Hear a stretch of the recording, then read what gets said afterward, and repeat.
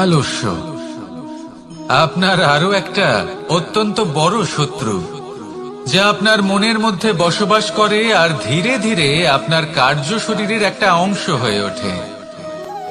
সব কাজে দেরি করিয়ে দেয়, সবকিছু নষ্ট করে দিতে পারে এই আলস্য। এই কাজ আজকে হলো না, কোনো ব্যাপার নয়, কালকে করে নেব। প্রকৃতি আমাদের এটা শেখায় না।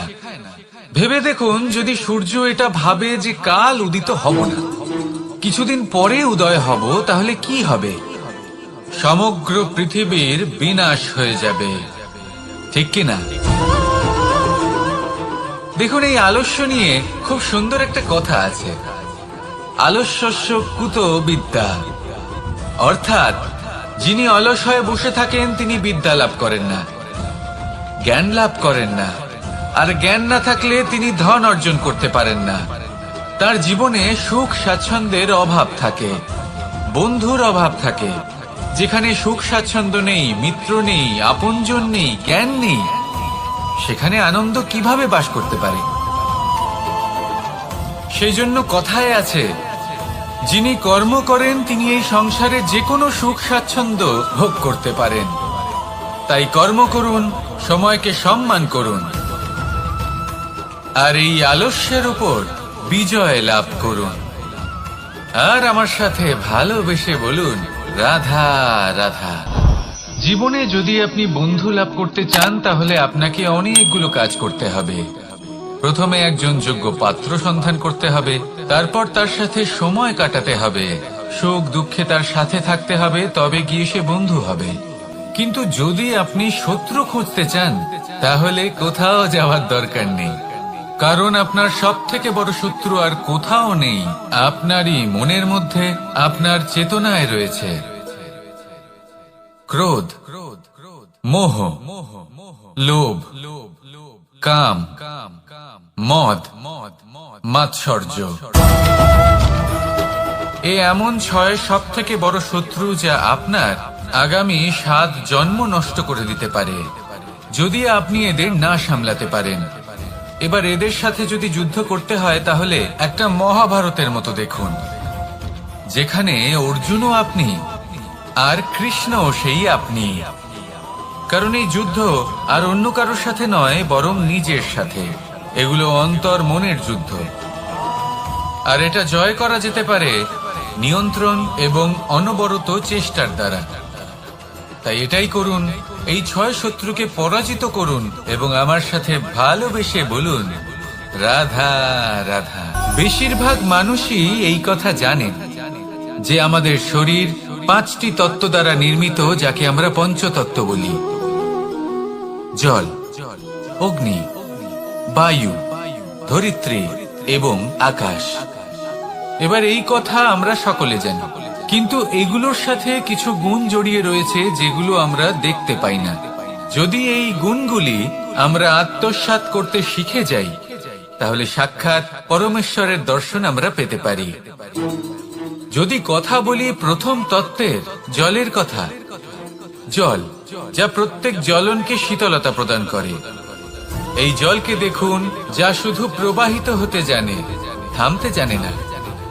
জল পাথরের সাথে সংঘর্ষ করতে জানে, যার পথে অনেক বাধা আসে, কিন্তু সে প্রবাহিত হতে থাকে। নিরাকার হলো এই জল, যে কোনো পাত্রেই রাখুন না কেন, তার আকার ধারণ করে নেবে। এটাই হলো এর বিশেষত্ব, এবং এটাই হলো আমাদের শিক্ষা।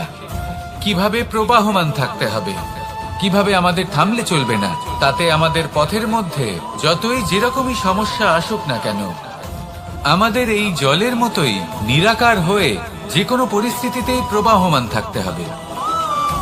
এই শিক্ষাই জলের থেকে লাভ করুন, আর আমার সাথে ভালোবেসে বলুন, রাধা রাধা।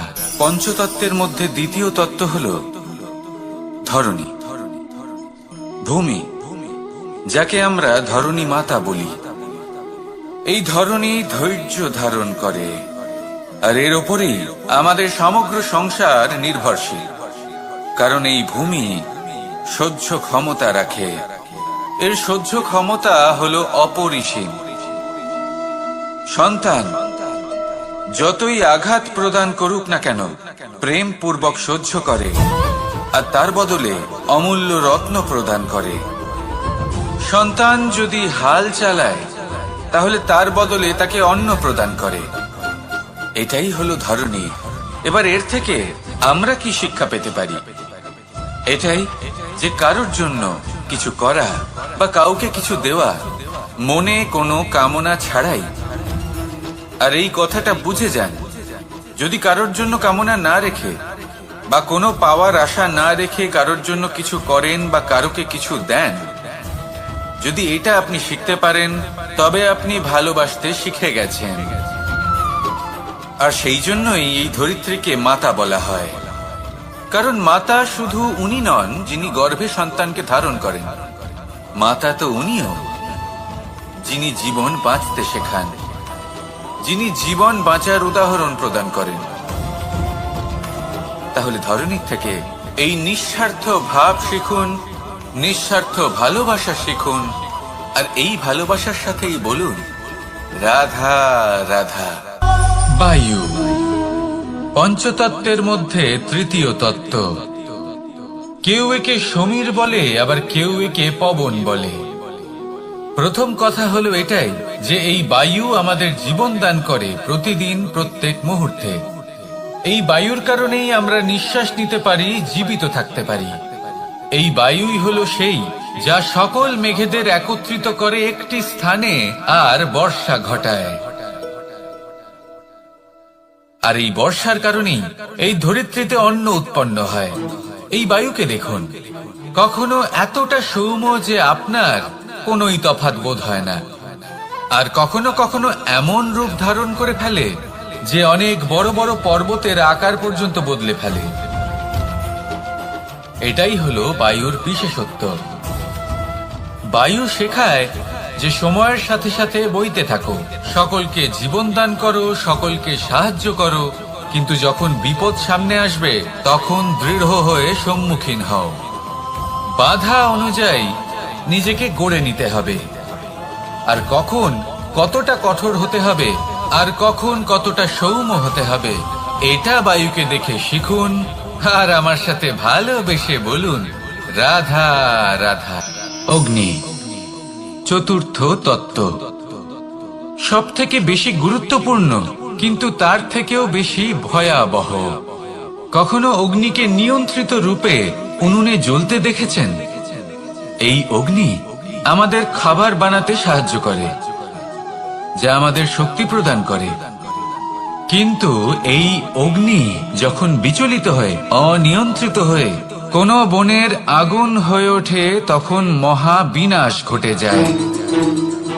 আপনারই অন্তরের ঊর্জা হলো এই অগ্নি। এটা আপনার শক্তিও, আপনার ক্রোধ। একে ব্যবহার কিভাবে করবেন তা আপনারই হাতে। যদি কোনো ব্যক্তি নিজের অন্তরের এই ঊর্জাকে ব্যবহার করেন শক্তির রূপে, তাহলে সে বিকাশ ঘটাতে পারে, নির্মাণ ঘটাতে পারে।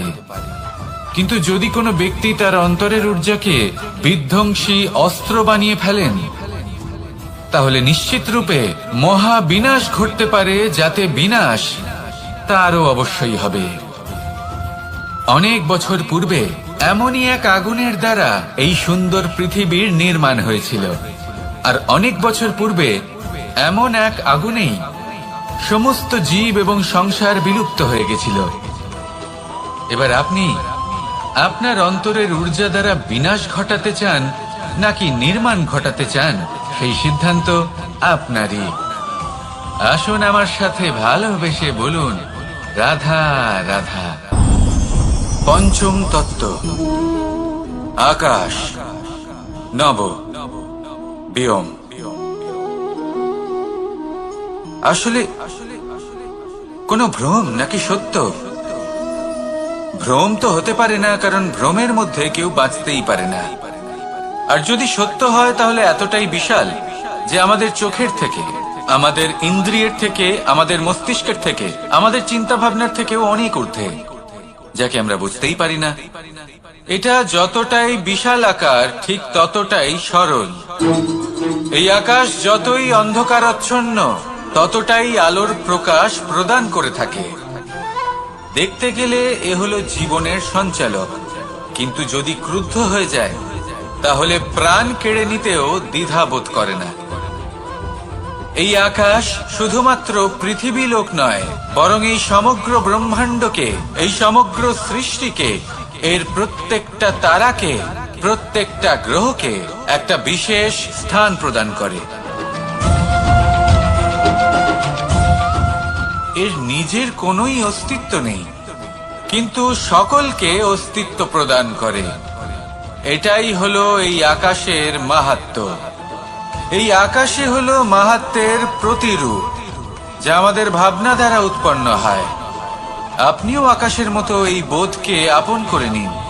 আপনার জীবনও আকাশের মতন মহান এবং বিশাল হয়ে উঠবে। আর তখনই মন সুপ্রসন্ন হয়ে বলবে, রাধা রাধা। কাম, তৃতীয় পুরুষার্থ।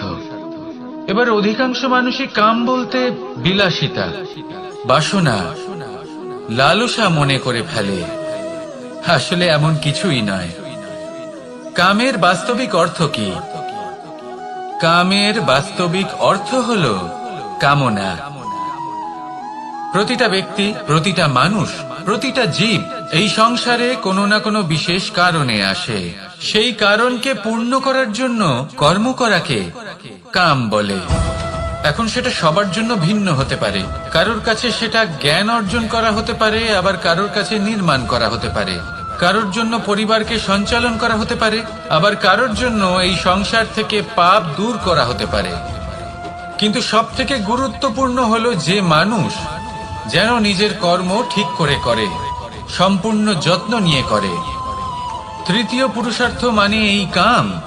এটার অনুচিত অর্থ নিজেকে বোঝানো মানেই সমগ্র জীবনকে অর্থহীন করে দেওয়া। তাই প্রেম দ্বারা আপনার এই সংসারে আসার কারণটাকে অনুসন্ধান করুন, আর এই প্রেমের সাথেই বলুন, রাধা রাধা। এবার এই পুরুষার্থের বিষয়ে আপনারা অবশ্যই শুনেছেন, মোক্ষ, চতুর্থ পুরুষার্থ। আপনারা কি জানেন এই মোক্ষ আসলে কি? ধর্ম, অর্থ, কামনার পালন করতে করতে মৃত্যু লাভ করা, এটাই কি মোক্ষ? না, মোক্ষ হলো সেটাই যা জন্ম এবং মৃত্যুর ঊর্ধ্বে। প্রত্যেক ব্যক্তি, প্রত্যেক জীবই সংসারে কোনো না কোনো বিশেষ প্রয়োজনে আসে। ধর্মপথে, সৎপথে অর্থ উপার্জন করা, প্রয়োজনকে পূর্ণ করার চেষ্টা করতে করতে সেই প্রয়োজনকে পূর্ণ করা তাকে মুক্তির পথে নিয়ে যায়, যা হলো মোক্ষ। যদি এই মোক্ষ লাভ না হয় তাহলে মানুষ জন্ম এবং মৃত্যুর এই চক্রে বারবার ফিরে আসবে। তাই নিঃস্বার্থভাবে সদ্ভাব নিয়ে কর্ম করুন, সকলকে ভালোবাসুন, আর আমার সাথে বলুন, রাধা রাধা। মানুষ বড়ই বিচিত্র প্রাণী। অধিক থেকে অধিকতর ধন লাভ করার চেষ্টায় নিজের শরীরকে নষ্ট করে ফেলেন, নিজের শক্তি হারিয়ে ফেলেন, নিজের সামর্থ্য হারিয়ে ফেলেন। আর যে ধন লাভ করেন সেটা কোথায় যায়? সেই শক্তি, সেই সামর্থ্যকে আবার ফিরে পাওয়ার জন্য। আর কিছু মানুষ জীবন এমন ভাবে যাপন করেন যেন তা কখনোই শেষ হবে না, কিন্তু শেষ তো সবারই হবে। আর যখনই শেষটা কাছে চলে আসে তখন মানুষ এটা বুঝতে পারেন যে সে জীবনকে উপভোগ করেননি। তার কারণটা কি? লালসা। এই লালসা জন্ম দেয় লোভকে, আর এই লোভ জন্ম দেয় আপনারই বিনাশকে। সেই জন্য আজ আপনার কাছে যা কিছু আছে, যেমনটা আছে, তার সাথে জীবন যাপন করুন, পূর্ণরূপে যাপন করুন। আপনার কাছে যতই ধন, শক্তি, মান থাকুক, তা সবার মধ্যে ভাগ করতে শিখুন। ভাগ করলে ভালোবাসা বাড়ে, আর এই ভালোবাসা দ্বারা জীবন আরো সুখময় হয়ে ওঠে। তাহলে আসুন আর আমার সাথে ভালোবেসে বলুন, রাধা রাধা। মন, জীবনে যখনই কোনো বস্তু বা সুখ স্বাচ্ছন্দ্য অধিক মাত্রায় আপনার কাছে চলে আসে, তখন নিজেকে শ্রেষ্ঠ মনে করার একটা প্রবণতা দেখা যায়, যা হয় আত্মবিশ্বাসে পরিণত হয়, নয়তো অহংকারে। এবার আত্মবিশ্বাস আর অহংকারের মধ্যে অনেক বড় পার্থক্য রয়েছে। আমি এটা করতে পারি, আমি ওটাও করতে পারি, এ হলো আত্মবিশ্বাস। শুধুমাত্র আমি এটা করতে পারি, শুধুমাত্র আমি ওটাও করতে পারি, আমি হলাম সর্বশ্রেষ্ঠ, এটা হলো অহংকার।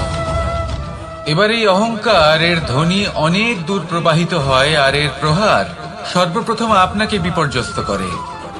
এবার এই অহংকার এর বিপরীত শব্দ হলো বিনয়, অর্থাৎ নিজের ঊর্ধ্বে উঠে অন্যের বিষয় ভাবনা চিন্তা করা, সংসারের বিষয় ভাবা। এই বিনয়ী হবার চেষ্টা করুন, একের থেকে অনেক হওয়ার চেষ্টা করুন এবং একসাথে থাকার চেষ্টা করুন। নিশ্চিত রূপেই আপনি বিকাশের কারণ হবেন। মত্ততা থেকে নিজেকে দূরে রাখুন, অহংকার থেকে নিজেকে দূরে রাখুন। এই মন প্রসন্ন হয়ে বলবে রাধা রাধা। জীবনে যখন কোনো ব্যক্তি নিজের লক্ষ্য প্রাপ্তির জন্য নিরন্তর পরিশ্রম করতে থাকেন, চেষ্টা করতে থাকেন, তখন তিনি কষ্ট অনুভব করেন, কখনো শারীরিক কষ্ট, কখনো মানসিক কষ্ট। এবার উনি এটা ভাবতে থাকেন যে আমি কি উচিত করছি নাকি অনুচিত করছি। কারণ অন্যদিকে এমন একজন ব্যক্তিও আছেন যিনি একদমই পরিশ্রম চেষ্টা করছেন না। তিনি মদিরা পান করেন, বিলাসিতায় জীবন কাটান, অলস প্রকৃতির হয়ে ওঠেন, নিদ্রাতে বিলীন হয়ে থাকেন আর ভাবেন যে তিনি সুখ লাভ করছেন। কিন্তু এরকম কেন হয়? কারণ যখন আমরা সৎ পথে থাকি, উচিত পথে চলি, লক্ষ্য প্রাপ্ত করার জন্য চেষ্টা করতে থাকি, তখন আমাদের ভেতরে থাকা নেতিবাচক শক্তি এবং পাপ এই দেহকে ত্যাগ করে দেয়। আর এই অনুভূতিটাই আমাদের দুঃখের অনুভূতি দেয়, কষ্ট দেয়। এবার সেখানে যদি আমরা কুপথে চলি, অনুচিত পথে চলতে থাকি, তাহলে আমাদের ভেতরে থাকা পুণ্য এবং ধনাত্মক শক্তি আমাদের দেহ ত্যাগ করে দেয়। আর এই অনুভূতির কারণেই আমরা সুখ অনুভব করি। কিন্তু কখনো ভাববেন যে এই সুখ বেশি সময় পর্যন্ত থাকে না। সেই জন্য সবসময় মনে রাখবেন, যদি আপনি জানেন যে এটাই আপনার লক্ষ্য, এটাই উচিত পথ, শুভ পথ, তাতে নিরন্তরভাবে এগিয়ে যেতে চেষ্টা করতে থাকুন। এই কষ্ট আপনাকে সুখের পরাকাষ্ঠায় কখন পৌঁছে দেবে তা আপনি জানতেই পারবেন না। আসুন আমার সাথে ভালোবেসে বলুন রাধা রাধা। ঈর্ষা আমাদেরই মনে বসবাস করা আরো একটা শত্রু। তবে এই শত্রু কখনো কখনো আমাদের জন্য লাভদায়কও হতে পারে, কিন্তু যদি আমরা সতর্ক না থাকি তাহলে সেটা ততটাই ঘাতক হয়ে উঠতে পারে। যদি আপনার কোনো প্রতিদ্বন্দ্বী থেকে থাকে যে এগিয়ে চলেছে, তাকে দেখে আপনার মনে ঈর্ষা উৎপন্ন হয়, আর ঈর্ষাবশত আপনি নিরন্তর চেষ্টা করতে থাকেন, পরিশ্রম করতে থাকেন সামনে এগোনোর জন্য, তাহলে তার দ্বারা আপনার বিকাশই হবে। কিন্তু যদি আপনি নিজের বিরোধীকে শেষ করতে দেওয়ার জন্য অগ্রসর হন, তাকে বিনাশ করার জন্য অগ্রসর হন, তাহলে এই ঈর্ষা প্রথমে আপনার বিনাশ অবশ্যই করবে। একটা কথা আছে, এটা পশু প্রবৃত্তি, আপনি শুধুই নিজের বিকাশের কথা ভাববেন। তিনিই হলেন প্রকৃত মানুষ, যিনি অন্য মানুষের জন্য প্রাণও দিতে পারেন। এই ঈর্ষা যদি আপনাকে বিকাশের পথে নিয়ে যেতে পারে তাহলে খুবই ভালো। যদি আপনাকে অন্য কাউকে বিনাশ করে দেওয়ার পথে অগ্রসর করে, তাহলে তার থেকে দূরে থাকাই ভালো। যেমন ধরুন, আপনার কাছে একটা সূচ আছে, যার দ্বারা আপনি ছেঁড়া কাপড়ও সেলাই করতে পারবেন বা অন্য কারোর পাত্রে ছিদ্রও করে দিতে পারবেন। আপনি কি চাইবেন, নিজের বিকাশ নাকি অন্য কারোর বিনাশ? সিদ্ধান্ত আপনারই। আসুন আর আমার সাথে ভালোবেসে বলুন রাধা রাধা। বিষ এবং অমৃত, এর ভিত্তিতেই সংসার চক্র চলতে থাকে। যখন সমুদ্র মন্থন হয়েছিল তখন এই দুই প্রাপ্ত হয়েছিল। প্রথমে বিষ পাওয়া গেল, তারপর অমৃত। জীবন মন্থন করলেও এগুলো লাভ করা যায়। এবার এই যে বিষ, তা হলো অমৃতের থেকে অনেক বেশি শক্তিশালী এবং সেই জন্যই অনেক বেশি ঘাতকও। এবার বোঝার চেষ্টা করি এই বিষ আসলে কি। যে কোনো বস্তু বা কোনো ভাব যদি মাত্রার থেকে বেশি পরিমাণে আপনার কাছে থাকে, প্রয়োজনের থেকে বেশি আপনার কাছে থাকে, তাহলে সেটা আপনার কাছে বিষ সমান হতে পারে। তা সে ধন হোক, শক্তি হোক, সম্মান হোক, ইত্যাদি ইত্যাদি। যদি আপনার কাছে এমন কিছু থেকে থাকে যা মাত্রার থেকে বেশি পরিমাণে আপনার কাছে আছে, তাহলে তাকে ভাগ করতে শিখুন। যদি আপনি ভাগ করতে শিখে যান, তাহলে এই বিষই আপনার জন্য অমৃতে পরিণত হবে, আর তাদের কাছেও অমৃত সমান হয়ে উঠবে যাদের এই সাহায্যের প্রয়োজন। তাহলে ভাগ করে নিতে শিখুন আর আমার সাথে ভালোবেসে বলুন, রাধা রাধা। কোনো বাড়িতে, কোনো পরিবারে যখন কারোর জন্ম হয়, তখন তা কত সুখের মুহূর্ত হয়। সেই ছোট্ট সন্তান যখন কিছুটা বড় হয়, সে হাঁটার চেষ্টা করে, আর সেই প্রক্রিয়াতেও খুব বড় একটা শিক্ষা লুকিয়ে রয়েছে, ঠেলে দেওয়া। যখন আপনি হাঁটতে চান, সামনে এগোতে চান, তখন আপনি কি করেন? নিজের পায়ের তলার যে মাটি, তাকে আপনি পেছনে ঠেলে দেন। ব্যাস, এই একই জিনিস তো জীবনেও শিখতে হবে। এবার যদি আপনি জ্ঞানের পথে অগ্রসর হতে চান, তাহলে অজ্ঞানতাকে পেছনে সরিয়ে দিতে হবে। যদি আপনি প্রকাশের দিকে এগোতে চান, তাহলে অন্ধকারকে পেছনে সরিয়ে দিতে হবে। যদি আপনি ভবিষ্যতে সফল হতে চান, তাহলে অতীতের যে অসফলতাগুলিকে পেছনে সরিয়ে দিতে হবে। যে জল বইতে বইতে থেমে যায়, তাকে আমরা নালা বলে থাকি। তার থেকে দুর্গন্ধ বের হয়, কিন্তু যে জল বইতেই থাকে, তাকেই আমরা পবিত্র জল বলি। তাহলে আপনিও কর্ম করতে থাকুন, কখনো থামবেন না, আর আমার সাথে ভালোবেসে বলুন, রাধা রাধা। যোগাসন। যোগাসনে আসন অত্যন্ত গুরুত্বপূর্ণ। এবার আমি বলবো সবথেকে শ্রেষ্ঠ আসন কোনটি। আশ্বাস। নিজেকে আশ্বস্ত করতে থাকুন যে আমি আছি, সব ঠিক হবে, যা হচ্ছে ভালোর জন্য হচ্ছে। এই আশ্বাস আপনাকে জীবনে এমন ধনাত্মক বিশ্বাস দেবে যে আপনি বড় বড় সমস্যার সমাধান করতে পারবেন। এবার যদি কথা বলি সব থেকে কঠিন সময়ের, তাহলে সেটা হলো বিচ্ছেদের। যা মা সীতাকে সহ্য করতে হয়েছে শ্রীরামের জন্য, রাধা কৃষ্ণকেও সহ্য করতে হয়েছে। যে ব্যক্তি বিচ্ছেদের সময় সঠিক পথে চলে এসেছে, সে জীবনে অনেক শ্রেষ্ঠ স্থানে অবশ্যই পৌঁছতে পারবে। এবার যদি কথা বলি সব থেকে জরুরি এবং গুরুত্বপূর্ণ সময়ের, তাহলে সেটা হলো সংযোগ। সকলকে সাহায্য করতে থাকুন। আপনি অন্যদের সাহায্য করে তাদের যত আনন্দ দিতে পারবেন, ততটাই আনন্দ আপনারও জীবনে অবশ্যই আসবে। আসুন আর আমার সাথে ভালোবেসে বলুন, রাধা রাধা। কামবোধ, এটাই আপনার অন্তরের প্রথম শত্রু। বেশিরভাগ মানুষই কামবোধ বলতে লালসা বোঝেন, কিন্তু এটা সম্পূর্ণ সত্য নয়। কামের আসল অর্থ হলো কামনা। এটা খুবই সহজ ব্যাপার। মনুষ্য শরীর থাকলে, মানুষের মন থাকলে, এই কামনা অবশ্যই থাকবে। এবার এটাই দেখতে হবে যে এই কামনা নেতিবাচক কামনা নাকি ইতিবাচক কামনা। অন্য কারোর জিনিসে নজর দেওয়া, অন্য কোনো মানুষের উপর নজর দেওয়া, কোনো অনুচিত বস্তুর দিকে নজর দেওয়া, এই নেতিবাচক কামনা। আর এই দুষ্কামনা মানুষকে দিয়ে অপকর্ম করাবেই করাবে। তাই মনে রাখবেন, যে ব্যক্তি নিজের কামনাকে নিয়ন্ত্রণে রাখতে পারেন, তিনি সঠিক পথেও থাকেন, সঠিক লক্ষ্যে পৌঁছতেও পারেন। যিনি কামনা নিয়ন্ত্রণে রাখতে পারেন না, তিনি তার পথও হারিয়ে ফেলেন এবং লক্ষ্যচ্যুতও হন। তাই মনে রাখবেন, নিজের কামনাগুলিকে নিয়ন্ত্রণে রাখুন। কাম নামক এই শত্রুর ওপর বিজয় লাভ করুন, আর আমার সাথে ভালোবেসে বলুন, রাধা রাধা। ক্রোধ, আপনার অন্তরের আরো একটা শত্রু। এই ক্রোধ আসলে কি? আপনার মনের এক ভাবনা, যা আপনার মনেই উৎপন্ন হয়। এই মন আত্মার সাথে যুক্ত থাকে। এখন একটা ভাবনা যা আত্মার সাথে যুক্ত থাকে, তাকে অনুচিত কেন বলা হয় সেটা বোঝার চেষ্টা করুন। ক্রোধ কখনো কখনো জরুরি হয়। বিশেষ রূপে তখন যখন আপনি সঠিক পক্ষে দাঁড়িয়ে রয়েছেন এবং সামনের ব্যক্তি অধর্মের পক্ষে রয়েছেন আর বিনম্রভাবে মানছেন না।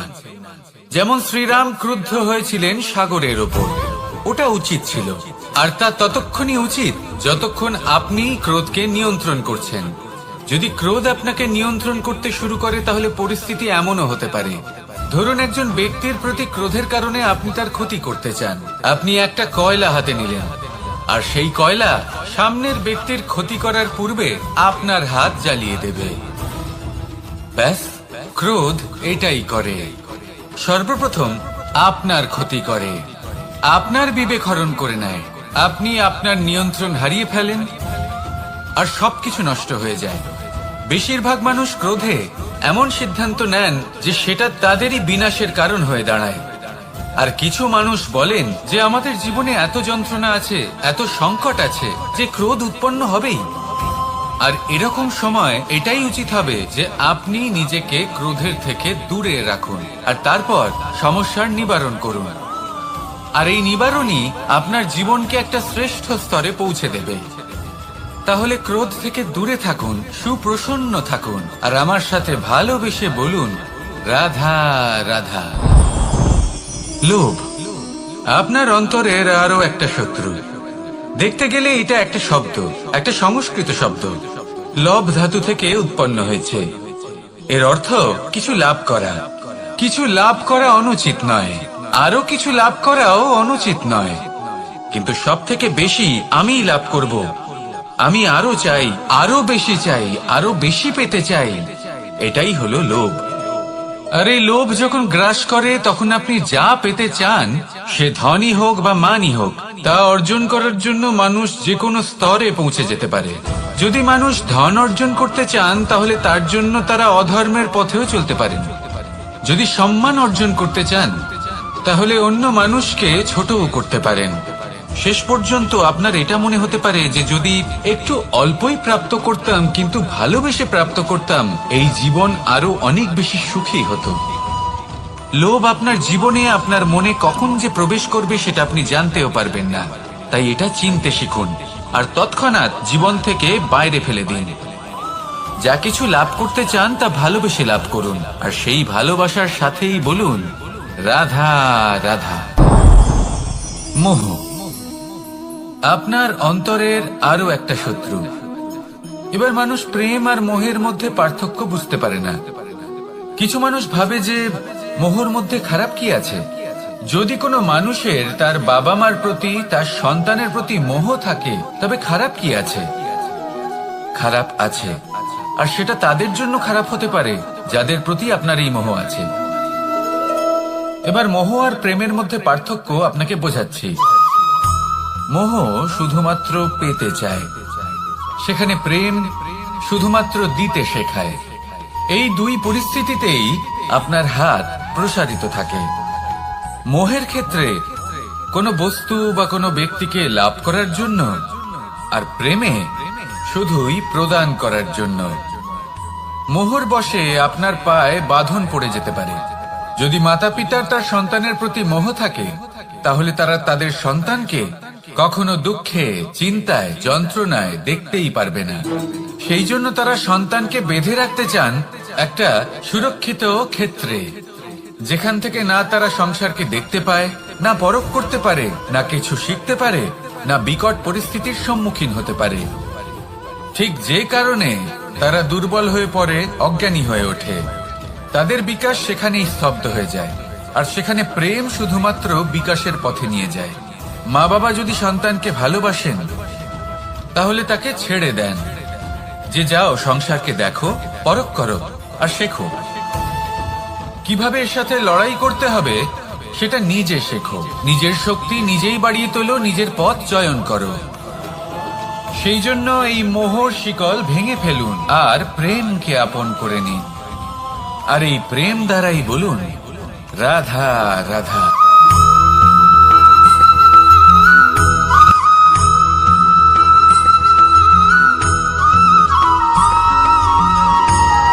তো আছে পরিস্থিতি। অনেক মানুষের মুখে আমরা এই শব্দ শুনি, জীবনে যখন অসফল হই, দুঃখ আসে, সংকট আসে, কোনো বিপদ ঘনিয়ে আসে, তখন সমস্ত দোষ আমরা পরিস্থিতির ওপর চাপিয়ে দিই। আর দেখতে গেলে কোথাও না কোথাও ঠিকই করি। এই পরিস্থিতি প্রত্যেক দিনের মতো পাল্টাতে থাকে, কিন্তু এই দিন, এই রাত, এমন কেউ আছেন যিনি এর উপরেও নিয়ন্ত্রণ সাধন করেন, আর তিনি হলেন সূর্য। ঠিক সেই রকমই আমাদের জীবনেও সূর্য হলো এই মন। যদি এই মনের উপর আমরা নিয়ন্ত্রণ করতে পারি, তাহলে আমরা জীবনকেও নিয়ন্ত্রণ করতে পারি।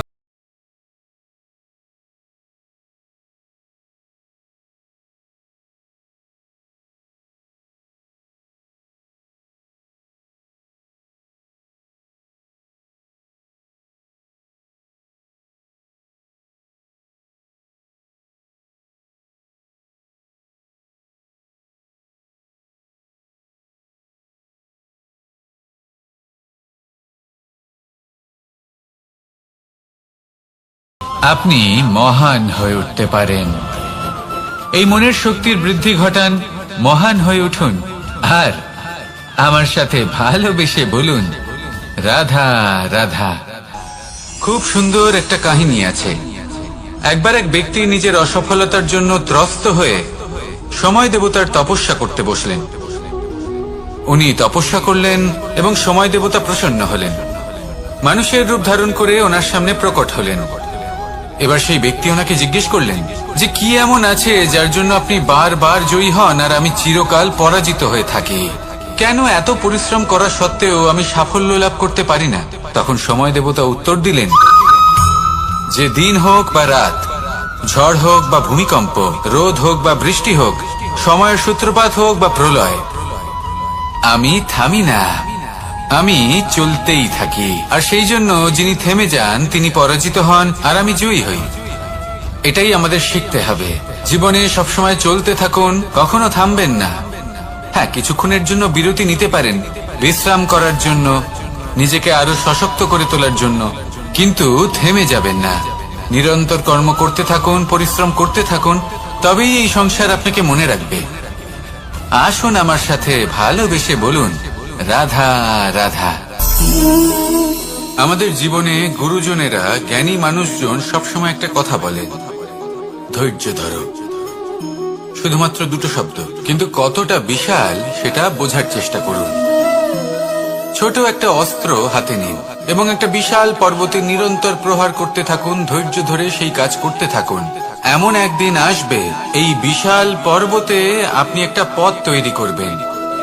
কোন ধনুর্ধর যখন নিজের বিদ্যা অর্জন করেন তখন তাকেও ধৈর্য ধরতে হয়, তার নিজেকে সময় দিতে হয়, তবেই সে ধনুর্বিদ্যা শিখতে পারে।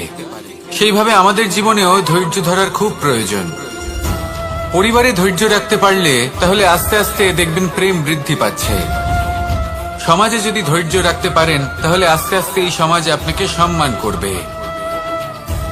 যদি নিজের জীবনে ধৈর্য রাখতে পারেন তাহলে নিজে থেকেই আত্মবিশ্বাস বাড়বে, নিজের বিকাশ হবে।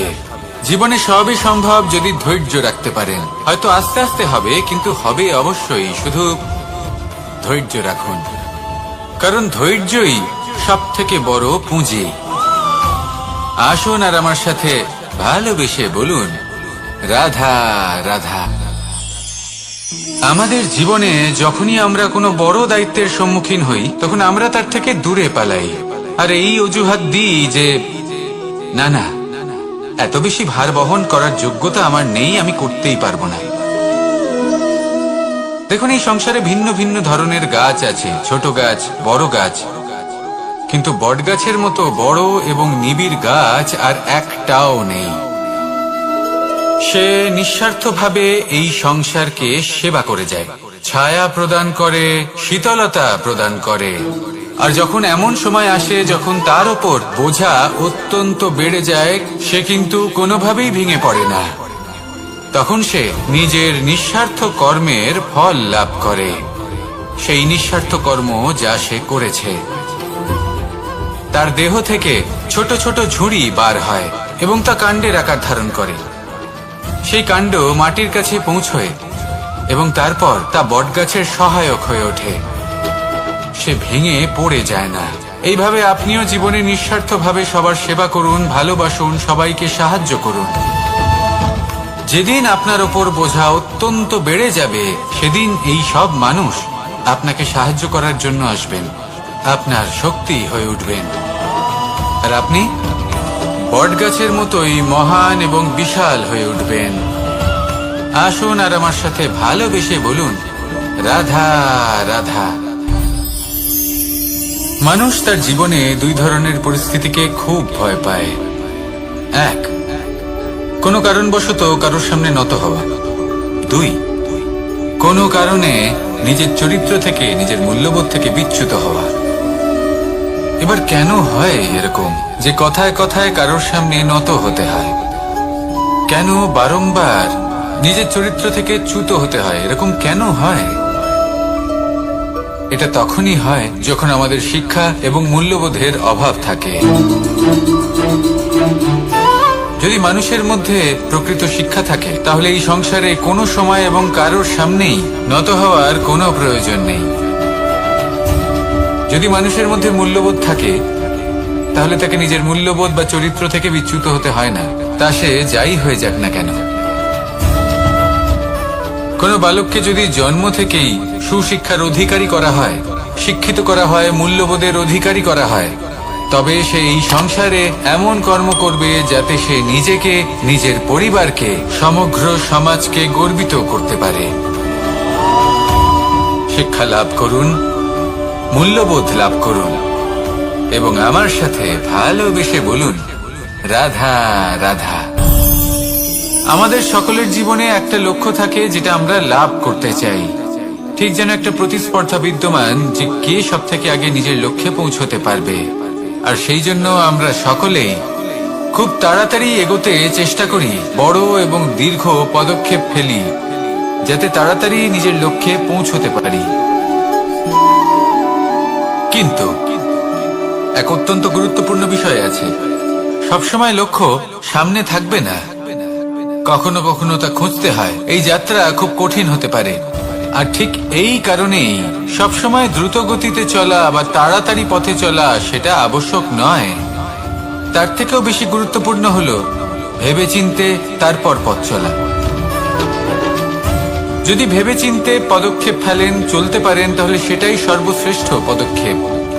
কখন কোন দিকে যেতে হবে, কখন কোথায় দিক পাল্টানো যাবে না, কখন গতি বেশি রাখতে হবে, কখন কম, কখন থামবো, কখন চলবো, এই সব কিছুর বিষয়ে জ্ঞান অত্যন্ত গুরুত্বপূর্ণ এবং ভেবে চিন্তে চলতেই হবে।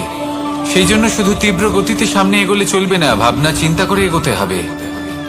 আসুন আমার সাথে ভালোবেসে বলুন, রাধা রাধা। কখনো কোনো প্রজাপতিকে উড়তে দেখেছেন? কি সুন্দর উড়ে বেড়ায় সে, এক ফুল থেকে অন্য ফুলে, এক পাতা থেকে অন্য পাতার উপর। কিন্তু সে কিভাবে উড়তে শেখে কখনো ভেবেছেন?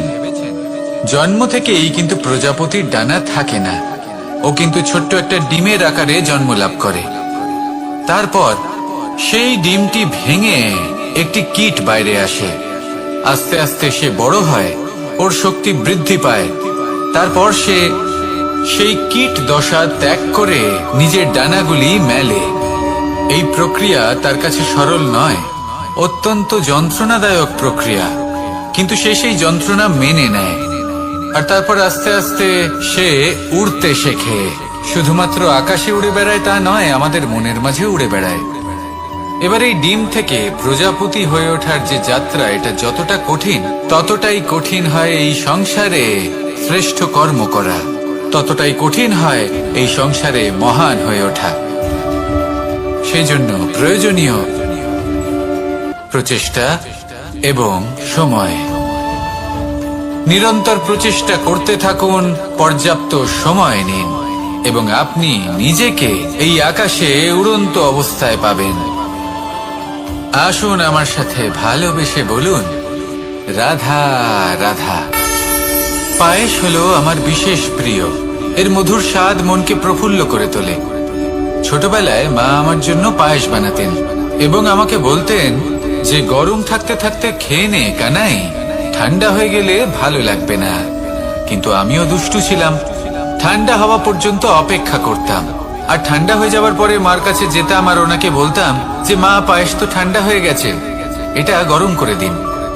তখন মা হাসতেন আর বলতেন যে পায়েস না হয় আমি আবার গরম করে দেব কানাই, কিন্তু এর মধুর স্বাদ, সেই মিষ্টত্ব, সেই সুবাস, সেটা আবার ফিরে আসবে না। কথাটা সত্যি, আর এই সত্যটাই আমাদেরও জীবনের সত্য। আমাদের জীবনের মধুর সম্পর্কগুলি, এতে যখন কটুভাব প্রবেশ করে তখন সেই মিষ্টত্ব ফিরিয়ে আনা প্রায় অসম্ভব ব্যাপার হয়ে যায়। আপনি চেষ্টা করে সেই সম্পর্ক ঠিক করতেই পারবেন, তার জন্য অগাধ পরিশ্রম করতে হবে, কিন্তু আবার সেই মিষ্টত্ব কখনো ফিরে আসবে না। সেই জন্য আপনার জীবনের যে মধুর সম্পর্ক আছে, যতটা সম্ভব চেষ্টা করুন তাতে মিষ্টত্ব বজায় রাখতে। কটুভাব আসতে দেবেন না। আসুন আর আমার সাথে মধুর স্বরে বলুন, রাধা রাধা। শব্দ, শব্দ আসলে কি? শুধুই কয়েকটি অক্ষরের সমষ্টি, নাকি আমাদের বাণী? এই শব্দ এমন এক শক্তি যা কাউকেই নিজের বশবর্তী করে ফেলতে পারে। শব্দ এমন এক অস্ত্র যা কাউকে ক্ষত বিক্ষত করে দিতে পারে। এই শব্দ হলো একটি নাদ স্বরূপ, যা কোনো ঘুমন্ত ব্যক্তিকেও জাগিয়ে তুলতে পারে এবং নিজের লক্ষ্যের দিকে অগ্রসর করতে পারে। শব্দে এত শক্তি আছে যে কারোর মনে এতটা আঘাত দিতে পারে যে সে হয়তো জীবনে আর কখনো এগোতেই পারল না। তাহলে এই শব্দের প্রয়োগ খুব ভেবে চিন্তে করবেন। এবং এই শব্দের মতোই হলো নীরবতা। অনেক সময় এই নীরবতা আমাদের সহায়ক হয়ে ওঠে, অনেক সময় এটা আমাদের অনুশোচনাকে অনেক বেশি বাড়িয়ে তুলতে পারে। ভীষ্ম পিতামহ, অঙ্গরাজ কর্ণ, যখন দ্রৌপদীর বস্ত্রহরণ হচ্ছিল তখন এনারা নীরব ছিলেন। দুর্যোধনের বিরোধিতা করেননি, ওকে বাধা দেননি। আর তারপর কি হলো সেটা আপনারা সকলে জানেন। দেখতে গেলে নীরবতা চুপ করে থাকা, কিন্তু যদি কোনো দুষ্টের সামনে চুপ করে থাকেন, যদি তার বিরোধিতা না করতে পারেন, তাহলে এই নীরবতাই অনেক বড় পাপের আকার ধারণ করে। মনে রাখবেন আর আমার সাথে ভালোবেসে বলবেন, রাধা রাধা। আভূষণ, কার না ভালো লাগে এই আভূষণ? আমরা পরিশ্রম করি, ধন অর্জন করি আর আভূষণ কিনে থাকি, কখনো নিজের জন্য, কখনো বা তাদের জন্য যাকে আমরা ভালোবাসি, বা তাদের জন্য যাকে আমরা সম্মান করি। হয়তো সেই জন্যই সীতা চূড়ামণি ধারণ করেছিলেন এবং আমি সামন্তক মণি। কিন্তু এটাই কি সেই প্রকৃত আভূষণ যা আপনার মূল্য বৃদ্ধি করে? না। শ্রীরামের আভূষণ হলো ওনার নম্র ভদ্র ব্যবহার। মাতা সীতার আভূষণ হলো ওনার সততা, ওনার নিষ্ঠা, ওনার ত্যাগ। অর্জুনের আভূষণ ছিল ওনার একাগ্রতা। রাধার আভূষণ ওনার প্রেম। এই আভূষণ কোথাও নেই, আপনার মনে আছে। যদি আপনার মনে মিষ্টতা থাকে, তা শান্ত হয়, তাতে সততা থাকে, নিষ্ঠা থাকে এবং প্রেম থাকে, তাহলে আপনার অন্য আর কোনো আভূষণের কোনো প্রয়োজন নেই। আপনি যতই ভিড়ের মাঝে থাকুন, আপনার ঔজ্জ্বল্য চোখে পড়বে। আসুন আর আমার সাথে ভালোবেসে বলুন, রাধা রাধা। এই সংসারের সব থেকে বড় সত্যি হলো জন্ম এবং মৃত্যু, কিন্তু আরো বড় একটা সত্য আছে, মিত্র এবং শত্রু, যা আমাদের সকলের জীবনে থাকে। মিত্র সে যে আমাদের সঙ্গ দেয় এবং সংসারের সব থেকে উঁচু শিখরে আমাদের নিয়ে যায়, এবং শত্রু সে যে যে কোনো মুহূর্তে যে কোনো শিখর থেকে আমাদের নিচে ফেলে দিতে পারে। এবার বিচিত্র ব্যাপার হলো এটাই যে আমরা নিজেরাই এদের সাথে নিয়ে চলি, নিজেরাই এদের পালন করি। তা কি করে?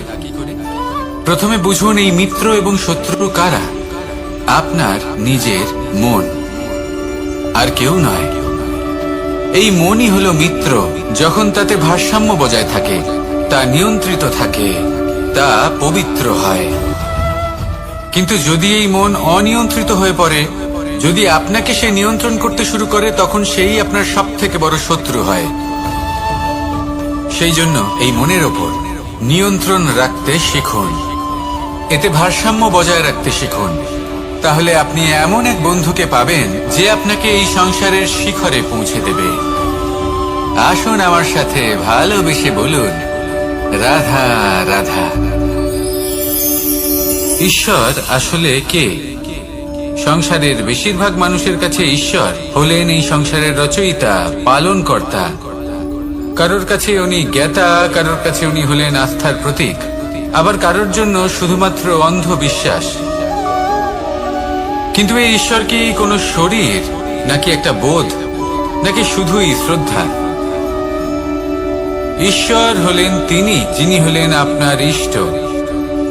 সেই জন্যই তো গুরু, মাতা, পিতা এনাদেরও ঈশ্বরই বলা হয়েছে। যাদেরকে আমরা ঈশ্বর বলে মনে করি, যারা আমাদের ইষ্ট, তারা আমাদের একটি পথ দেখান, একটি দিকে চালিত করেন। সেই পথে চলে আপনি শুভ কর্ম করতে পারেন। আর যখন কোনো ব্যক্তি তার ঈশ্বরের আদেশ পালন করেন, তখন সে নিজে থেকেই শুভ পথে অগ্রসর হয়ে যান। বেশ কয়েকজন মানুষ ঈশ্বরের উপর আস্থা রাখেন এবং ভাবেন যে অনুচিত কোনো কাজ করা উচিত নয়, ঈশ্বর দেখছেন। ওনারা ভয় পান যে কোনো অনুচিত কর্ম করলে কে জানে তার পরিণাম কি হবে। এমন অনেক ব্যক্তি রয়েছেন যারা ঈশ্বরকে বিশ্বাস করেন এবং জানেন যে ঈশ্বর তাদেরকে দেখছেন। তাই যে যে শুভ কর্ম ওনারা করেছেন তার ফল তারা অবশ্যই পাবেন। এবার আপনি ভয় পেয়ে ঈশ্বরকে বিশ্বাস করবেন, নাকি বিশ্বাসের দ্বারা ঈশ্বরকে বিশ্বাস করবেন, সেই সিদ্ধান্ত আপনারই। কিন্তু হ্যাঁ, যদি আপনার মনে ঈশ্বরের জন্য কোনো স্থান থাকে, যদি আপনার কোনো ইষ্ট থাকেন, যদি আপনি কাউকে ঈশ্বর মনে করেন, যার প্রত্যেক আদেশ আপনি পালন করে থাকেন, তাহলে বলি, ঈশ্বর কখনো আপনাকে অনুচিত পথে চালিত করবেন না। আসুন আমার সাথে ভালোবেসে বলুন, রাধা রাধা। এই সংসারে ভিন্ন ভিন্ন ধরনের গাছ আছে, অসংখ্য ধরনের প্রজাতি আছে। কিছু গাছ পাতা দিয়ে থাকে, কিছু ফুল, কিছু ফল। কেউ ছায়া প্রদান করে, কেউ শীতলতা প্রদান করে, কেউ নিজেকে খুব কষ্ট দিয়ে এই সংসারের বিকাশে সহায়ক হয়ে ওঠে। কিন্তু এই সবার মধ্যে একটা বিষয় কিন্তু সমান, এরা প্রত্যেকেই পাতা ছাড়া, ফুল ছাড়া, ফল ছাড়া জীবিত থাকতেই পারে, কিন্তু কোনো বৃক্ষই শিকড় ছাড়া বেঁচে থাকতেই পারে না। এটাই হলো রাধার। ঠিক সেইভাবেই আমাদের জীবনে শক্তি হোক, ধন হোক বা সাফল্য হোক, আমাদের বা আমাদের পরিবারের প্রসন্নতাই হোক, এই সব কিছুর আধার হলো, সবকিছুর মূল হলো পরিশ্রম। তাই জীবনে চিরকাল পরিশ্রম করতে থাকুন। যদি আপনি জীবনে মহান হবার পথে অগ্রসর হতে চান, তাহলে পরিশ্রম করুন। এই পরিশ্রম দ্বারাই নিজের পরিবারকে প্রসন্ন করুন, নিজের বন্ধুদের প্রসন্ন করুন, এই সমাজকে গর্বিত করুন। আসুন আমার সাথে ভালোবেসে বলুন, রাধা রাধা। এই সংসারের সব থেকে বড় রোগ কোনটা? কেউ বলবে মানসিক রোগ, কেউ বলবে সেই রোগ যা সর্পদংশনের ফলে হয়ে থাকে। এই সংসারে ভিন্ন ভিন্ন ধরনের রোগ আছে এবং তার সাথে ভিন্ন ভিন্ন ধরনের যন্ত্রণাও রয়েছে। এমন একটা রোগ আছে যা চোখে দেখা যায় না, যা আপনার শরীরে কোনো দাগ রেখে যায় না, কিন্তু আপনার আত্মাকে পর্যন্ত ক্ষত বিক্ষত করে, অসুস্থ করে তোলে, বিনাশ করে দেয় আপনাকে এবং তার সাথে আপনার আত্মাকেও। এই অসুখের নাম হলো লালসা। লালসা, যে কর্ম সাধন করেছেন তার থেকে বেশি ফল লাভ করার আশা। লালসা, যা আজ আছে তার থেকে অনেক বেশি লাভ করার ইচ্ছে। এই ইচ্ছে এই সংসারে সবার থেকে এগিয়ে থাকার আপনাকে প্রেরণা যোগাবে, কিন্তু তার জন্য আপনাকে অপরাধযোগ্য কাজ করতে উৎসাহিত করবে। আপনার বন্ধু, আপনার আত্মীয়, আপনার পরিবার, এই সবার থেকে আপনি কখন দূরে চলে যাবেন আপনি বুঝতেই পারবেন না। উচিত অনুচিত কোনটা, ধর্ম অধর্ম কোনটা, সব ভুলে যাবেন আপনি। সেই জন্য মনে রাখবেন, নিজের জীবনে যদি আপনি লালসার থেকে নিজেকে দূরে রাখতে পারেন, তাহলে এর অর্থ হলো যে আপনি এই সংসারের সব থেকে বড় অসুখের ওপর বিজয় লাভ করেছেন। আসুন আমার সাথে ভালোবেসে বলুন, রাধা রাধা। এই সাগর কত বিশাল আকার, কখনো শান্ত কখনো উত্তাল,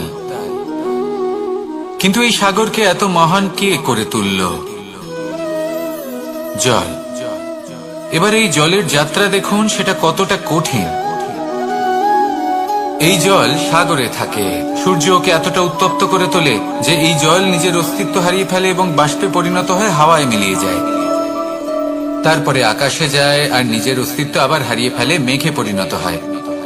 তারপর এই মেঘ কোথাও গিয়ে কোনো পর্বতে ধাক্কা খায়, তারপর আবার এই জল নিজের অস্তিত্ব হারায়। তারপরে বর্ষার রূপ ধারণ করে তা বর্ষিত হয়, বা কোনো পর্বতের চূড়ায় তার শিখরে বরফের রূপ ধারণ করে। তারপরে এই বর্ষা মাটির দিকে নিজের যাত্রা শুরু করে। এবার মাটিতে ঝরে পড়া এই বর্ষা স্রোতের আকার ধারণ করে এবং আস্তে আস্তে বইতে থাকে। এই নদীর আকার ধারণ করে এবং নদী রূপে বইতে বইতে পাথরে ধাক্কা খায় বা কোনো পর্বতে ধাক্কা খায়, আর তারপর এই নদী এসে সাগরে সমাহিত হয়ে যায়। নদীর এই জল আবারও নিজের অস্তিত্ব হারিয়ে ফেলে, কিন্তু এইবার সেই জল নিজেই সাগরে পরিণত হয়। এটা আমাদের সকলের জন্য একটা শিক্ষা যে এই সংসারে জীবন এবং সময়ের হলো এক অনন্ত যাত্রা। এই সংসারে যা কিছু আছে তার সূত্রপাত কোথাও একটা হবেই। সেই জন্য মৃত্যু এবং সমাপ্তির চিন্তা ত্যাগ করে দিন, আর যে সূত্রপাত আপনি লাভ করছেন তার আনন্দ উপভোগ করুন। ভেবে দেখুন আপনি কিভাবে শ্রেষ্ঠ কর্ম করতে পারেন যাতে এই সংসার এবং এই সমাজ, এই দুইয়ের মঙ্গল সম্ভব।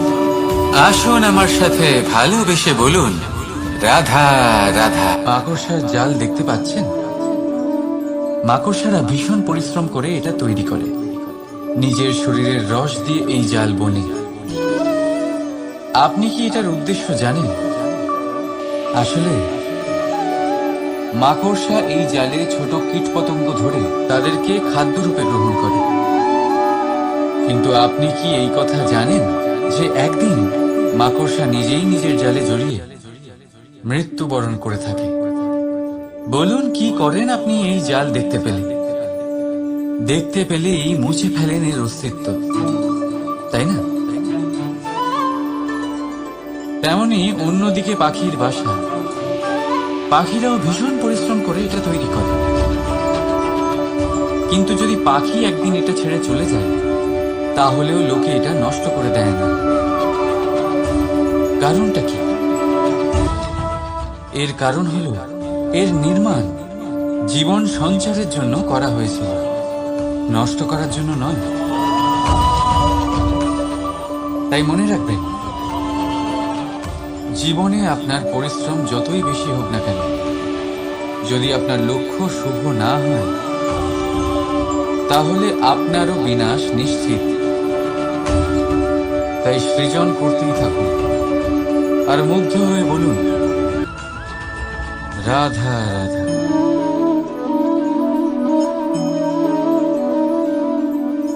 আপনার কি মনে হয় আমি কি করছি? আপনি বলবেন আমি প্রদীপ জ্বালাচ্ছি। সঠিক, কিন্তু প্রশ্ন হচ্ছে যে আমি কি আপনাকে বলেছি যে একে প্রদীপ বলা হয়? না। এই প্রদীপ কি নিজেই নিজের পরিচয় আপনাকে দিয়েছে? না। তাহলে আপনি কি করে জানলেন যে একে প্রদীপ বলা হয়? উত্তর হচ্ছে, পড়বে যে লোকে আপনাকে প্রদীপ ভেবে ভালোবাসবে নাকি সাপ ভেবে ভীত হয়ে যাবে। রাধা রাধা। সময় কত বিচিত্র হয়। সময় আমাদের পক্ষে থাকলে আমরা নিজেদের রাজা মনে করি, আর সেই সময় যদি বিপক্ষে চলে যায় তাহলে নিঃস্ব হতে সময় লাগে না। তাই মানুষের একটা অভ্যেস আছে, খারাপ সময়ের জন্য কিছু সঞ্চয় করা। আত্মীয়, বন্ধু খারাপ সময় পাশ থেকে সরে যায়। যশ, মান প্রতিকূল সময় চিরস্থায়ী হয় না। তাই মানুষ মনে করে অর্থ সঞ্চয় করাই শ্রেয়। অর্থের কোনো হৃদয় নেই যা সময়ের সাথে পরিবর্তিত হবে। সংসার বলে সর্বদা অর্থ সঞ্চয় করতে থাকুন। খারাপ সময় অবশ্যই কাজে লাগবে, কিন্তু আমি বলবো শুভ কর্ম করতে থাকুন, আনন্দে থাকুন, নিজের ওপর আর ঈশ্বরের ওপরে বিশ্বাস রাখুন। খারাপ সময় কখনো আসবেই না। রাধা রাধা। প্রকৃতি মানুষকে এক বিশেষ শক্তি দিয়েছে, অন্য জীবের থেকে বেশি শক্তি দিয়েছে। স্মরণ শক্তি। এই শক্তি মানুষকে অন্য জীবের থেকে ভিন্ন করে, ইতিহাস রচনা করার প্রেরণা দেয়, জ্ঞানকে বংশানুক্রমে এগিয়েও নিয়ে যায়। আর যারা ভুলে যান, অধিকাংশ সময় তারা উপহাস আর দয়ার পাত্র হয়ে যান। কিন্তু এটাই কি প্রকৃত রূপে সত্য? না। এই স্মরণ শক্তি মানুষের বিকাশের সব থেকে বড় বাধা হয়ে দাঁড়ায়। তার মনকে দূষিত করে দেয়। খারাপ অভিজ্ঞতা, কারোর করা বিশ্বাসঘাতকতা, কারোর কটাক্ষ বেশিরভাগ মানুষই ভুলতে পারেন না। রাধা রাধা। মানুষ নিজের পরিবারের জন্য কত কিছুই না করে, দিন রাত পরিশ্রম করতে থাকে যাতে তার পরিবারের প্রয়োজন পূরণের জন্য অর্থ রোজগার করতে পারে। কিন্তু শুধু অর্থ রোজগার করাটাই কি যথেষ্ট? আপনি বলবেন হ্যাঁ, নিশ্চয়ই। অর্থ দিয়ে সব কিছু পাওয়া যায়, বিদ্যা পাওয়া যায়, বাড়ি পাওয়া যায়, ওষুধ পাওয়া যায়, আর কত কিছুই না পাওয়া যায়। এইসব একটা পর্যায় পর্যন্ত সঠিক, কিন্তু একটু মন দিয়ে ভেবে দেখুন, যখন কোনো শিশু অসুস্থ হয়ে পড়ে তখন সে ওই তিক্ত ওষুধ কেন খেয়ে নেয়? এই জন্য কারণ ওর পিতা সেই ওষুধ অর্থ দিয়ে কিনেছে? না, বরং এই জন্য কারণ তার পিতা যে তার সামনে দাঁড়িয়ে, তার উপরে তার বিশ্বাস আছে। বিশ্বাস আছে যে উনি তার কিচ্ছু হতে দেবেন না। এই বিশ্বাস, এই সংস্কার, এই শিক্ষা কখনো অর্থ দিয়ে পাওয়া যায় না। এটা পাওয়া যায় সেই সময় থেকে যা মাতা পিতা তাদের সন্তানের সাথে কাটিয়েছে। তাই জীবনে অর্থ অবশ্যই উপার্জন করুন, কিন্তু নিজের পরিবারকেও সময় দিন, আনন্দ পাবে। রাধা রাধা। বিরোধিতা এমন এক শব্দ যা শুনে আমরা সবাই ভয় পেতে থাকি। যদি কেউ আমাদের বিরোধিতা করে তা আমাদের সহ্য হয় না। আমরাও কারোর বিরোধিতা করে কোনো শত্রুতা করতে চাই না। এই ধরনের ভাবনা আমাদের মনে আসতেই থাকে। কিন্তু বিরোধিতা, এই শব্দ আপনার শান্তির জন্য, আপনার সুখের জন্য কতটা গুরুত্বপূর্ণ তা আপনারা জানেন না। তাই যদি কাল এসে কেউ আপনার বিরোধিতা করে, তখন সবার আগে নিজেকে যাচাই করুন। আপনি কি ভুল করেছেন? আপনার দোষ কি? নিজের মধ্যে কি ত্রুটি আছে সেটা বোঝার চেষ্টা করুন, নিজেকে সংশোধন করার চেষ্টা করুন। তারপর দেখুন, বিরোধিতার এই আগুন আপনাকে স্বর্ণ থেকে কুন্দন বানিয়ে তুলবে। বলা হয় এই সংসারে খারাপ বেড়েই চলেছে, কিন্তু তার কারণ এ নয় যে খারাপ মানুষ বেড়ে চলেছে। তার কারণ হলো যে ভালো মানুষ, যাদের ভালো চিন্তা, ভালো বিচারধারা আছে, তারা খারাপের বিরোধিতা করতে পারে না। যদি আপনার সম্মুখে কোনো খারাপ কর্ম হয়, তাহলে তার বিরোধিতা করতে সংকোচ করবেন না, কারণ বিরোধিতার এই আগুন মন্দকে পিছুপা হতে অবশ্যই বাধ্য করে। রাধা রাধা। জীবনে আপনি এরকম মানুষও দেখবেন যারা এটা বলে, ভাবে, নিজেকেও বলে যে উনি সেই এমন ব্যক্তি যার মতো আমি হতে চাই। ঠিক আছে, কারোর থেকে প্রেরণা নেওয়াটা কোনো ভুল নয়, কিন্তু কখনো কখনো এই প্রেরণা গুরুত্বহীন হয়ে যায় আর আমরা শুরু করে দিই সেই ব্যক্তিকে নকল করতে। এখানেই থেমে যায় আমাদের উন্নতি। এবারে দেখুন, সংসারে শত কোটি রঙের ফুল আছে, কিন্তু তারা কখনো একে অপরকে নকল করে না। সময়কে ব্যবহার করুন নিজের অস্তিত্ব নির্মাণ করার জন্য, কারণ কারোর ছায়া হওয়ার থেকে ভালো আপনি কারোর জন্য প্রেরণা হয়ে উঠুন। রাধা রাধা। আমরা সকলে পাথুরে রাস্তা এড়িয়ে চলি, কারণ এই পথের পাথর আমাদের যাত্রা আরো কঠিন করে তোলে, আমাদের পা আহত করে দেয়। কিন্তু একটা গুরুত্বপূর্ণ কথা আমরা ভুলেই যাই, এই কঠিন পথই না শুধু আমাদেরকে নিজেদের দুর্বলতার সাথে পরিচয় করায়, বরং আমাদের শক্ত হওয়ার প্রেরণাও দিতে থাকে। সময়ের সাথে ঠিক এমনটাই হতে থাকে। সবাই ভালো সময়ের অপেক্ষা করতে থাকেন, ভালো সময়ের জন্য পরিশ্রম করেন, তার জন্যই চিন্তা করেন, কিন্তু ভুলে যান যে ভালো সময় বহুবার আমাদের বিবেক নষ্ট করে দেয়। সেখানেই খারাপ সময় আমাদের বুদ্ধিকে সঠিক পথে চালিত করে। রাধা রাধা। ঘোড়াকে যতই প্রশিক্ষণ প্রদান করুন, তার মুখে লাগাম তো পরাতেই হবে। একজন ভালো চালক সেই ঘোড়ার লাগাম মাঝে মাঝে টেনে ধরে, তাকে সঠিক পথে চালিত করতে, যাতে সেই ঘোড়া দিকভ্রান্ত না হয়। এবার একটু ভাবুন, ঠিক এরকমই হয় আমাদের মন। যদি এটা বিবেকের লাগাম দিয়ে মাঝে মাঝে আমরা টেনে না ধরি, তাহলে আমাদের এই মন দিকভ্রান্ত হতে পারে। আর যদি আপনি আপনার লক্ষ্যে পৌঁছতে চান, তখন মনের এই লাগাম মাঝে মাঝে আপনাকে অবশ্যই টেনে ধরতে হবে, কারণ বিবেকের এই পথ প্রদর্শনই আপনাকে ভালোভাবে আপনার লক্ষ্যে পৌঁছে দেবে। মনে রাখবেন আর আমার সাথে ভালোবেসে বলবেন, রাধা রাধা। আপনি কখনো জাঁতা কল দেখেছেন? তাতে গম পেশা হয়। গমকে এমন ভাবে পেশা হয় যাতে আমরা তা খেতে পারি, জীবিত থাকতে পারি। আর যদি আপনি মন দিয়ে দেখেন, তাহলে কলের নিচের অংশ কখনো ঘোরে না, শুধুমাত্র উপরের অংশই ঘোরে। আর তবেই তা গম পিষতে পারে, আর তবেই রুটি তৈরি হতে পারে।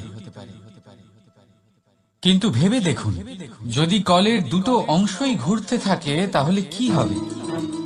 তা গম পেশার বদলে একে অপরকে পিষে নিজেদের অস্তিত্ব শেষ করে দেবে। তাই জীবনে কোনো কাজ যখন মন আর মস্তিষ্ক মিশিয়ে করা হয়, তখনই তা সম্পন্ন হয়।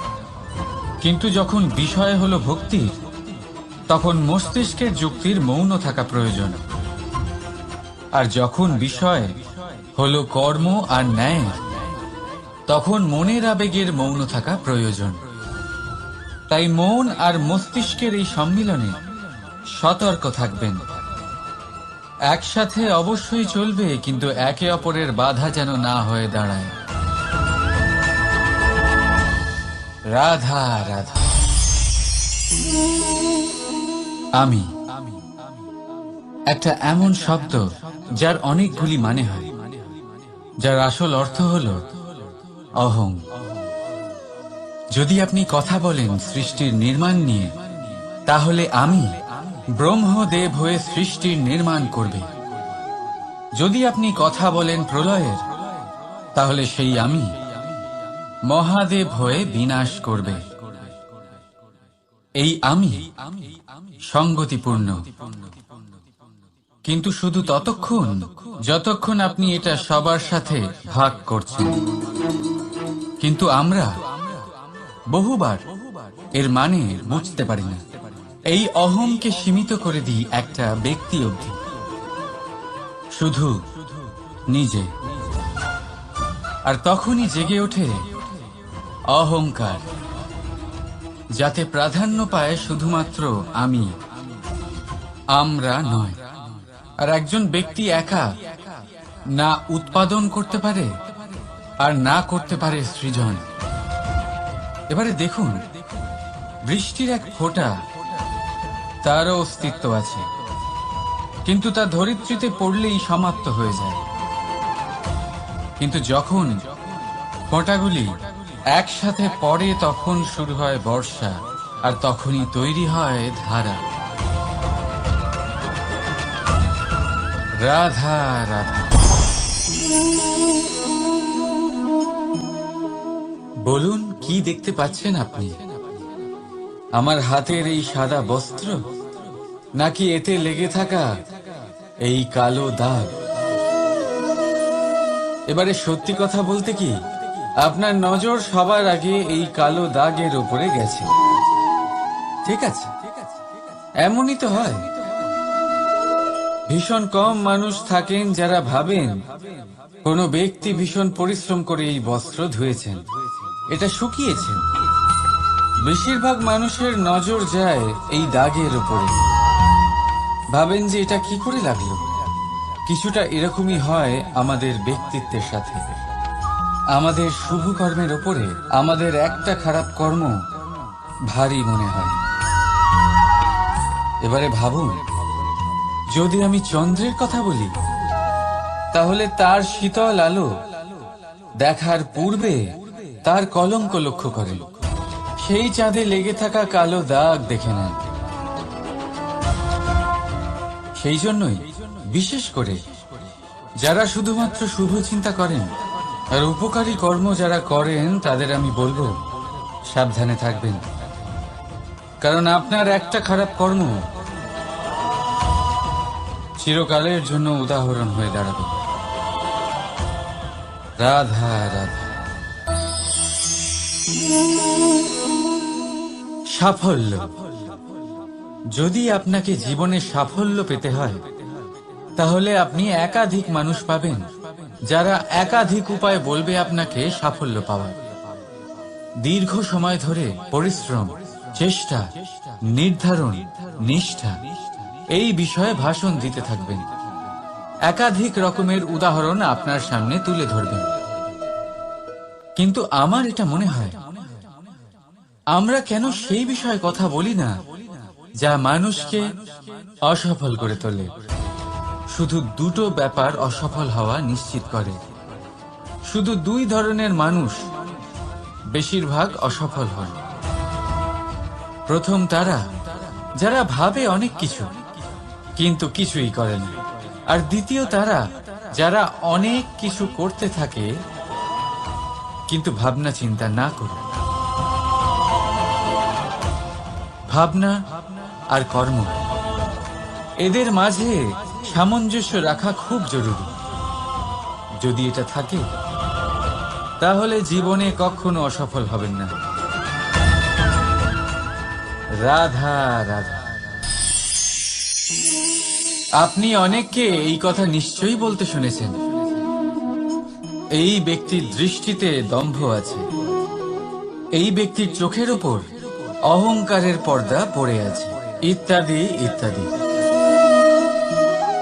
চলুন, আমি আপনাকে একটা প্রশ্ন করছি। আপনি দেখেন কি দিয়ে? দৃষ্টি দিয়ে নাকি দৃষ্টিভঙ্গির সাহায্যে? ভাবুন। চিন্তায় পড়ে গেলেন নিশ্চয় পরিচয়ের সাথে সাক্ষাৎ করা। উদাহরণ হিসেবে চন্দ্র। চন্দ্র আমরা সবাই দেখেছি। বহু মানুষ আছেন যাদের চন্দ্র অত্যন্ত সুন্দর লাগে। পাথরকে ভগবান ভেবে পুজো করবেন নাকি ভগবানকে পাথর ভেবে পরিত্যাগ করবেন? সিদ্ধান্ত আপনার। কিন্তু এই সিদ্ধান্ত নির্ভর করে আপনার দৃষ্টিভঙ্গির ওপর। তাই নিজের দৃষ্টিভঙ্গি শুভ রাখুন, নিজের দৃষ্টিভঙ্গিতে ভালোবাসা রাখুন, আর আনন্দে বলুন রাধা রাধা।